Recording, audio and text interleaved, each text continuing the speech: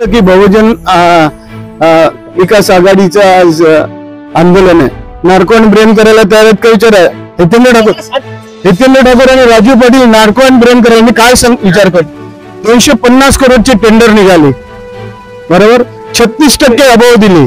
त्याच्यातले 36% का घेतले. जर 36% घेतले नसते बॉम्बेच्या बिल्डरवरून तर ही रोडची परिस्थिती झाली नसती.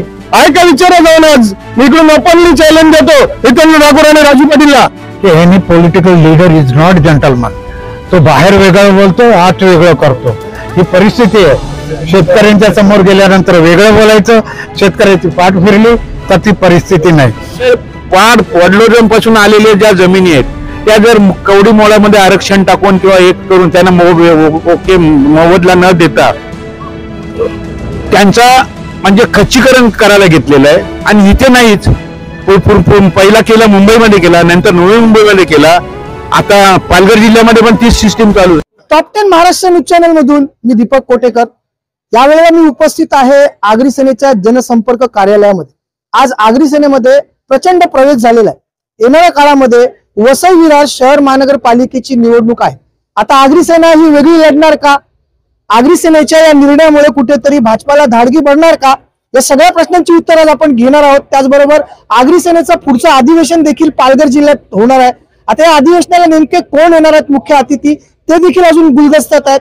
जाणून घ्या. आपल्या सोबत प्रदीपजी साळवी आहेत. साळवी साहेब, महानगरपालिकेच्या निवडणुका आहेत. मुंबईची आहे, नवी मुंबईची आहे, पालघरची आहे. कसं बघता याच्याकडे. आणि आता त्या निवडणुका आगरी सेना लढणार का. नाही, अजून आम्हाला तसा आदेश साळवी साहेबांनी दिला नाही. पण ज्या निवडणूक येणार आहेत याच्यावर नक्कीच आम्ही अंकुश ठेवू. कारण की आगरी सेना हा जिथे वोटिंग राईट्स जिंकण्यासाठी जे मतं लागतात ती आगरी सेनेकडे आहेत. आणि आगरी सेना ज्याकडे जाईल ते विन होणार. पण मग आगरी सेना नसीब का नाही आजमावत. जर आगरी सेनेकडे संख्याबळ आहे, कारण दरवेळेला आगरी सेनेने कोणाला तरी पाठिंबा दिलेला आहे. ज्या वेळेला तुम्ही पाठिंबा देता त्यावेळेला एक गोष्ट होते आणि नंतर चित्र काहीसं वेगळं असतं. मग तुम्हाला असं वाटत नाही की कुठेतरी आगरी सेनेने स्वबळावरती एकदा लढून पाहायला तर पाहिजे की आगऱ्यांची किती ताकद आहे ती. तुम्हाला माहिती नसेलच, याच्या अगोदर आपण जिल्हा परिषद लढलेलो आहे.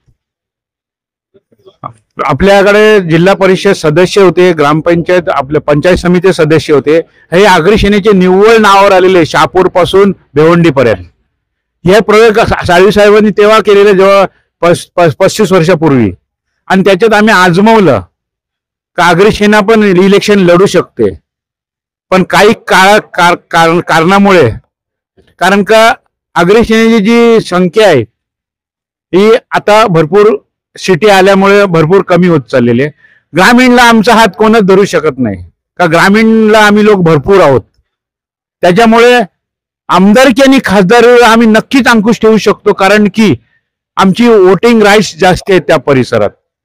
आणि शहरामध्ये जर आमच्या लोकांनी आता कैलास पाटलांनी जी नियुक्त्या केल्या आग्रात राहणारा आगरी, यामुळे इथे पण फरक होईल. जर आम्ही ठरवतो निवडून येईल, आम्ही सांगू याला पाडायचं तर पाडून टाकतो. हे साळवी साहेबांनी आम्हाला दिले मूलभूत तत्व. जो आपलं काम करत त्याला पाडला पाहिजे. ज्यासाठी आपण त्याला निवडून आणतो 5 वर्षासाठी, आणि तो जर आपली कामं करत नसेल तर त्याला पुढच्या इलेक्शनला पाडला जातो. असा तुम्हाला निदर्शनातच येईल. भिवंडीतून तुम्ही पाहिलं असेल, नाशिक मधनं पाहिलं असेल, रायगड मधनं पाहिलं असेल. कारण की ही भूमिपुत्रांसाठी लढणारी संघटना आहे. ज्याच्यावर अन्याय होईल तिथे संघटना जाते. मग भले त्याच्यात कोणी असू दे, सरकार जरी असलं तर सरकारच्या विरोधात जाण्याची ताकद आगरी सेनेमध्ये आहे. म्हणून आम्ही लोकांनी एक निर्णय घेतला. साळवी साहेब आम्हाला शेवटचा आदेश देत आहेत आणि आता अधिवेशनानंतर आमचं मोठं काहीतरी परिवर्तन होईल. आणि ह्या परिवर्तन मध्ये जे पाहुणे येतील त्यांना आम्ही आमच्या आयावर अन्याय झालेले गाऱ्याने घालू. आणि त्यासाठी आम्ही पाहुणे बोलवत आहोत. नाहीतर आम्ही पाहुणे कधी बोलवलं नाही. कारण की एवढे अधिवेशन झाले याच्यावर आम्ही कधी पाहुणे नाही बोलवले. ह्या पहिल्या अधिवेशन मध्ये पाहुणे बोलवले जातात. आणि त्या कशासाठी बोलवले जातात का ह्या परिसरामध्ये भूमिपुत्रावर अन्याय होत चाललेला आहे. जमिनी 22 लाख एक गुंठ्याप्रमाणे पैसे मिळणारे ते आमच्या लोकांना 1,90,000 दिले जातात 3 रुपये फुटाने. ह्याच्यावर कुठेतरी मार्गदर्शन आणि ह्याच्यावर कुठेतरी अन्याय होते आमच्या भूमिपुत्रावर, ज्यांच्या पिढ्यानपिढ्या या परिसरात गेल्या. त्यासाठी कैलास पाटलांनी जे घेतलेलं आणि चंदूलाल घरत आणि जे जुने कार्यकर्ते दामू पाटील या लोकांनी जे त्या दिवशी मी तुमचा स्टेटमेंट पाहिला, हे खरोखर त्या लोकांचे अस्तित्वाची लढाई आहे. कारण का एकदा जमीन गेल्यानंतर ते झिरो व्हॅल्यूवर जातात. मग त्यांची पिढी पुढची नाही, कारण का त्यांच्या पिढे वडिलोपासून आलेले ज्या जमिनी आहेत त्या जर कवडी मोलामध्ये आरक्षण टाकून किंवा एक करून त्यांना मोबदला न देता त्यांचा म्हणजे खच्चीकरण करायला घेतलेलं आहे. आणि इथे नाहीच, पहिला केला मुंबईमध्ये केला, नंतर नवी मुंबईमध्ये केला, आता पालघर जिल्ह्यामध्ये पण तीच सिस्टीम चालू झाली. म्हणून आता अन्यायाच्या विरुद्ध लढण्यासाठी आम्ही सक्षम राहू. आगरी सेना आता अन्यायाच्या विरुद्ध लढण्यासाठी सक्षम राहणार आहे. माझ्यासोबत यावेळेला चंदूलाल घरत आहेत, जे आगरी सेनेचे कार्याध्यक्ष आहेत. त्यांनी असं सांगितलं की सरकारच्या विरोधात जावं लागलं तरी आम्ही जायला तयार आहे. बिहारच्या निवडणुका सुरू आहेत. बिहारमध्ये महिलांना 10,000 रुपये वाटले जातात. मराठवाड्यामध्ये पूरजन्य परिस्थिती आहे, तिथे मात्र सरकार पोहोचत नाही. काय म्हणणं आहे तुमचं? नाही, सरकार पोहोचत नाही म्हणजे कदाचित काय होत असेल की आपला आवाज तिथपर्यंत जात नसेल. जेव्हा मोहम्मद पर्वताकडे येत नसेल तर पर्वताने मोहम्मदाकडे गेलं पाहिजे.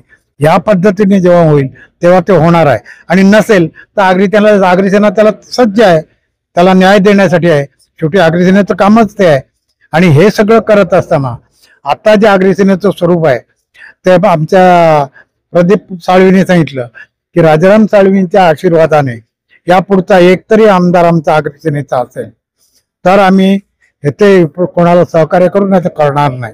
जे ठाम निर्णय येतो, ठाम निर्णय आहे.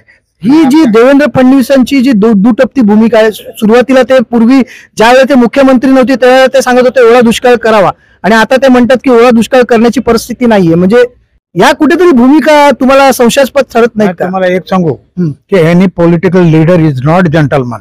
तो बाहेर वेगळं बोलतो, आत वेगळं करतो. ही परिस्थिती आहे. शेतकऱ्यांच्या समोर गेल्यानंतर वेगळं बोलायचं, शेतकऱ्याची पाठ फिरली तर ती परिस्थिती नाही. तुम्ही कधी शेतात उतरलेच नाही तर तुम्हाला काय समजणार आहे शेती कशी पिकते आणि काय करते. केवळ पावसाने शेतीच नेली नाही, ती खरवडून नेलेली आहे. त्यांचा देशोधडीला लावलेला आहे. त्या शेतकऱ्याला आज जे संकट आलेलं आहे ते ओला दुष्काळासारखी आहे परिस्थिती. त्यांना कळत नसेल, कारण त्यांना एसीत बसायचं, एसी गाड्यातनं फिरायचं, ती पाहणी करायची. अशा पाहणीने कुठे हे होते. फडणवीसांना सुद्धा ते ज्ञान आलं पाहिजे की शेतकरी नेमकं काय आहे, शेतकऱ्यांना किती फाईट करायला लागते.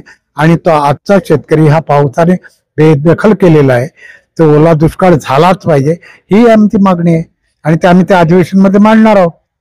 कारण ओला दुष्काळ डिक्लेअर करा, शेतकऱ्याला थोडं तरी काहीतरी जगता येण्यासाठी मिळेल आणि तो जगू शकेल. आता तर त्याचा जगण्याचाच प्रश्न आहे. पुढे विकास हा वेगळाच. तुम्ही सांगता की काय विकास झालाच पाहिजे आणि विकासाची सगळी साधनं आम्ही देतो. कशाचा विकास करतायत, कोणाचा विकास करतायत? एका माणसाची चूल विजते, ती जर पेटवता येत नसेल तर आम्ही विकास कसला करतो? या सध्या शिक्षणामध्ये सुद्धा त्यांनी इतके बदल केलेत. ते पवित्र पोर्टल काढले, कोणाला नोकऱ्या मिळतात त्याने. एका शेतकऱ्याचा मुलगा शिकला तर त्याला नोकरी मिळत नाही. तेव्हा संस्थानात ते अधिकार होते तेव्हा त्याला नोकऱ्या मिळत होत्या. आज कोणाला मिळतात नोकऱ्या? प्रत्येक शाळांच्यात बघा जा, किती बॅकलॉग आहेत, किती भरायचे आहेत. आणि मग जर शैक्षणिक दर्जा घसरला तर बंबाबंब करायची. ती कशासाठी? त्या संस्थांना त्यांचं स्वायत्त दिलं पाहिजे, त्यांना नेमणुका करायला दिल्या पाहिजेत. आणि मग त्यांचं स्टँडर्ड बघा. तुमचं स्टँडर्ड मराठी शाळांचं एक तर स्टँडर्डच नसतं. ते का होईल? त्यांना शाळेव्यतिरिक्त ज्यादा कामं दिली जातात आणि तीच भरपूर कामं असतात. मग शाळेत कधी आले? तो शिक्षक आठवडा शाळेत जात नाही, अशी अवस्था आहे. तेव्हा या सगळ्याचा विचार करायचा आहे आणि आम्ही अधिवेशन मध्ये हे मांडणार आहे. मी माझ्यासोबत यावेळेला आगरी सेनेचे महाराष्ट्र उपाध्यक्ष कैलास पाटील आहेत. आज आपण जर पाहिलं तर वसई विरार शहराची अवस्था दुरावस्थेत बदललेली आपल्याला दिसते. अगदी हायवे पासून ते विरार शहराकडे, नालासोपारा शहराकडे, वसई शहराकडे आणि नायगाव शहराकडे खड्ड्यांनी व्यापक स्वरूप झालेलं आहे. अनेक लोकांचे बळी गेलेले आहेत. आगरी सेनेने विधानसभा निवडणुकीमध्ये चांगली भूमिका निभवत भाजपला दणदणीत विजय मिळवून दिला होता. आता महानगरपालिका निवडणुकीमध्ये आगरी सेनेची काय भूमिका असणार आहे जाणून घ्या. आपल्यासोबत खुद्द कैलास पाटील आहेत. कैलास पाटील साहेब, विधानसभेला तुम्ही भाजपला मदत केलीत, लोकसभेला भाजप मदत केलीत, परंतु आता 8 महिन्यात भाजपचा जो काही परफॉर्मन्स आहे तो एकदम झिरो राहिलेला ग्राउंड लेवलला. रस्त्यात खड्डे आहेत. आज बहुजन विकास आघाडीचं त्या ठिकाणी आंदोलन देखील आहे, त्या आंदोलनाची गरज देखील आहे. पण या सगळ्या गोष्टी होतात. आता महानगरपालिकेला आगरी सेना स्वबळावरती स्वतःचा नशीब आजमावणार का? नमस्कार. आता आपण विचारलं की बहुजन विकास आघाडीचं आज आंदोलन आहे, नार्को आणि ब्रेन करायला तयार आहेत का? विचार आहे हितेंद्र ठाकूर आणि राजीव पाटील नार्को आणि ब्रेन करायला. मी काय विचार करतो, 250 करोडचे टेंडर निघाले, बरोबर, 36% अभाव दिले, त्याच्यातले 36% का घेतले? जर 36% घेतले नसते बॉम्बेच्या बिल्डरवरून तर ही रोडची परिस्थिती झाली नसती. आहे का? विचारा जाऊन. आज मी इकडून ओपनली चॅलेंज देतो हितेंद्र ठाकूर आणि राजू पाटीलला की जी 300 करोडची कामं MMRDने काढली त्याच्यात किती टक्के तुम्ही बिल्डर कॉन्ट्रॅक्टरहून घेतले आणि त्याच्यामुळे एक लेअर कॉन्ट्रॅक्टरनी खाले? त्याची जिम्मेदार स्वतः हितेंद्र ठाकूर आणि राजू पाटील आहेत. कॉलेजच्या नावावर 36% घेतलेले आहेत. बिल्डर कडून 300 रुपये फूट, कॉन्ट्रॅक्टर कडून 36%. असं हिंमत आहे नार्को ब्रेन करायला. जर ते व्यवस्थित काम आज पर स्पेसिफिकेशन केली असती तर आज ही रोडची परिस्थिती नसती. नाही, पण आज भाजपचा पण परफॉर्मन्स शून्य आहे ना. कारण आज बघा, एका मुलाचा अँब्युलन्स मध्ये नेताना बळी जातो, एक देवीला आणायला जातो माणूस, तो गाडी खाली चिडून मरतो, एक महिला मरते. हे किती लोकांचं जीवन. कमिशनर साहेबांशी आमचं डिस्कशन झालं, चीफ इंजिनियर पचांगेंचे डिस्कशन झालं. पावसाची जी कंटिन्युटी असते बघा, काम केलं आम्ही टेक्निकल लोक. पण हे खड्डे पावसाच्या आधी पण भरू शकले असते. आपण टेक्निकल लोक आहेत. खड्डे पावसाच्या अगोदर नाही, पावसानंतर खड्डे पडतात, पाऊस पडत असताना खड्डे पडतात. आणि हा ऍस्फाल्टचं काम आहे, डांबर. मी चीफ इंजिनियर पण बसलो, माननीय कमिशनर साहेबांशी माझं 2-4 वेळा डिस्कशन झालं. त्यांचं तेच म्हणणं आहे, कैलास आपण इंजिनियर आहेत, तुम्ही सांगा आम्ही काम कसं करणार. अहो तुम्ही म्हणता खड्डे आहेत ना, सांगा कसं काम करायचं. डांबर आणि पाण्याची विरुद्ध दिशा आहे. आणि जर पावसामध्ये तर आज 2 दिवस काल मिळाली, त्याच्यात त्यांनी काम करायला सुरुवात केलेली. आज जर सूर्यप्रकाश नाही आला, जर पाऊस पडत असेल, 12 तारखेपर्यंत पाऊस आहे, तर ते काम केलं तरी ते डांबर निघणार आहे. मग टेक्निकली त्या माणसाला जर कोणी बसवलं तर काम होऊ शकत नाही, जिथपर्यंत उघाड होत नाही. उघाड झाल्यावर काम त्यांना 8 दिवसात, जास्त वेळ नाही लागणार, 8 ते 10 दिवसात होईल. हे त्यांना पण माहिती आहे. जर 300 करोडची कामं 40% घेतले नसतं तर हाही दिवसच आला नसता. जाऊन विचारा नार्को ब्रेन करायला तयार आहेत का? आज तुम्ही विचार करा, कॉलेजच्या नावाकडून प्रत्येक कॉन्ट्रॅक्टर कडून 40% घेतलेले आहेत. 600 करोडची कामं first phase, second phase, 240 crore रुपये कॉलेजवर गेले. तेच 240 करोडची कामं व्यवस्थित झाली असते तर खड्डेच नसते पडले. अधिवेशनाला कोणते पाहुणे येणार गुलदस्त्यात आहे? नाही, उद्या डिक्लेअर करू. काही प्रोटोकॉल आहे, ज्यांनी सांगितलंय त्यांनी कन्फर्मेशन दिलंय. पण प्रोटोकॉल असतो, प्रोटोकॉल प्रमाणे सगळ्यांना भेटायचं असतं. उद्याची वेळ दिलेली आहे, त्याच्यानंतर फायनल करू. 1 दिवसाचा विषय आहे. अधिवेशन होणार, ए येणार का बी येणार, अधिवेशन तर होणार, याच्यात काय विषय नाही. आणि त्याच ताकदीने होणार. साहेबांनी सांगितलेलं आहे. बघू आता उद्या परवा समजेल तुम्हाला नावं, आणि सगळ्यांचीच नावं येतील. महानगरपालिकेला काय भूमिका असते? राजाराम साहेब ठरवतील. आम्ही साधे कार्यकर्ते, पत्नी साहेब ठरवते, आमचे कार्याध्यक्ष आहेत आणि अख्खी कमिटी आहे आज इकडे. त्यांनी ठरवायचं काय करायचं, पाडायचं कोणाला आणायचं, त्यांनी ठरवायचं. आम्ही तर कार्यकर्ते आहेत, कार्य करू. बरोबर की नाही? आम्ही कार्यकर्ते आहेत, आम्ही कार्य करू. सर्वस्वी विचार जो आहे तो संघटनेचे प्रमुख राजाराम साळवी दरवेळेला घेतात. परंतु आता राज्यातल्या ज्या काही महानगरपालिकेच्या निवडणुका आहेत त्या निवडणुकीला सामोरे जाण्यासाठी आगरी सेना आपल्याला सज्ज झालेली दिसते. या सर्व विषय आपलं काय मत आहे कमेंटच्या माध्यमातून आपली प्रतिक्रिया आम्हाला जरूर कळवा. Top 10 Maharashtra news, Vasai Virar.